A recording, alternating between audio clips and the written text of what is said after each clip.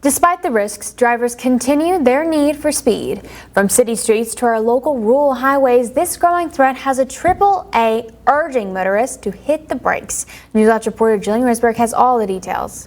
When we have wet roadways, we have fog. In the wintertime, of course, we have the snow and the ice.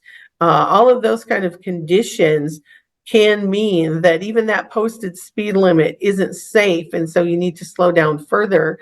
And if you don't do so, that's still considered speeding, and it's a dangerous behavior. According to AAA's Lori Weaver Hawkins, male drivers from the time they get their license through their 20s are most at risk of speeding.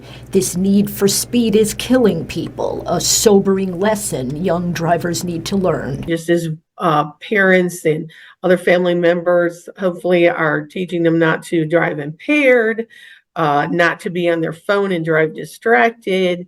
We also need to remind them to keep at the speed limit or below if conditions necessitate it, to keep them safe. Reasons for putting the pedal to the metal, Hawkins says, include a me-first attitude, aggressive driving behavior, and habitual speeders. Those with, I don't need to obey the law, I'm more important than other drivers, where I'm heading is more important. It's no longer, in some people's minds that you give the other driver they have right away. I should stay under the speed limit so that I don't cause a crash. A couple minutes, that's not a good trade-off when you're putting other people at risk as well as yourself. Hawkins says when pedestrians are hit at these high rates of speed, their chances of survivability plummet.